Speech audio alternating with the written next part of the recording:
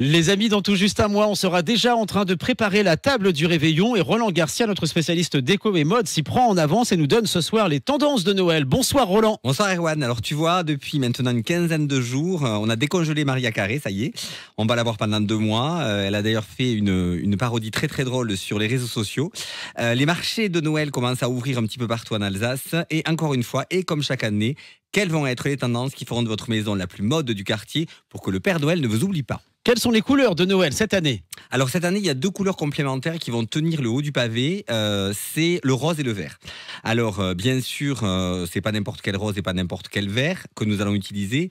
Le rose sera plutôt dans les couleurs pastel, il est tendre, clair, avec des pointes d'argent pour l'éclat. Et on va le mixer avec des verts céladons, qui sera bien sûr aussi éclatant pour la brillance, car c'est Noël évidemment. Donc ces 2 couleurs vont se marier à 50-50 dans votre décoration. J'ai d'ailleurs trouvé de superbes représentations de casse-noisettes, des guirlandes, des boules de Noël, de la vaisselle, dans toutes les petites boutiques alsaciennes. Donc pour réussir la combinaison de couleurs, soyez dans l'opulence et dans l'accumulation, ne soyez pas timide. Tu connais ma conscience écologique, comment rendre Noël écolo? Alors évidemment, l'écologie est très importante pour Noël. Alors déjà, pour les cadeaux de Noël, je préconise l'achat de jouets d'occasion qui fonctionnent très très bien au moment. Alors évidemment, c'est beaucoup moins cher, mais c'est tout aussi neuf. Et il y a d'ailleurs à Erstein une spécialiste des jeux d'occasion, c'est la société Ludécimo. On peut faire aussi son propre sapin de Noël avec des tasseaux de bois par exemple. Il y a pas mal de tutos sur Internet là-dessus. Et les marques ont décidé de s'y mettre aussi puisque j'ai vu pas mal de sapins en paille par exemple très chic et beaucoup de sapins en papier pliés en origami dans toutes les couleurs imaginables. Bon, pour ceux qui aiment le do-it-yourself, allez vous balader en forêt et créer des couronnes de l'Avent aussi en pommes de pin très élégantes et naturelles. Enfin, on va retrouver des sapins créés à partir de déchets en métaux ou en plastique.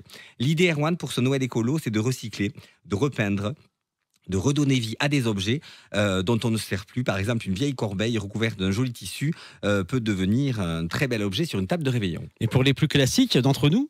Alors, pour les plus classiques, le Noël dit tradition est toujours d'actualité. Donc, on mise sur les couleurs comme le rouge, le vert et le doré, évidemment. Pour les plantes, c'est forcément les roses de Noël rouges ou blanches. On retrouve aussi des maneleux en bois, les casse-noisettes avec les uniformes à carreaux rouges et verts. Les tables de Noël se parent d'or. Et bien sûr, on met sur le sapin la célèbre boule de Noël de Meisenthal. Ce qui est intéressant, en fait, avec ce Noël traditionnel, c'est que l'on peut aussi recycler tout ce que l'on va retrouver dans les vieux cartons de Noël de mamie. Une seule règle, il faut que ce soit opulent, donc n'hésitez pas à accumuler, mais attention, 3 couleurs maximum pour ne pas se retrouver projeté dans le carnaval de Rio. Un dernier conseil? Amusez-vous à faire vos décos en famille avec ce que vous avez trouvé dans la nature. Vous verrez, c'est simple et économique. Et faites un tour évidemment sur nos magnifiques marchés de Noël alsaciens pour trouver la décoration idéale. Avant Noël, on va forcément se revoir puisqu'on te retrouve tous les mercredis dans la Top Family sur Top Music et sur tes réseaux. Roland Garcia et Maison Marga pour le stylisme d'intérieur. Bonne soirée Roland. Bonsoir Erwan.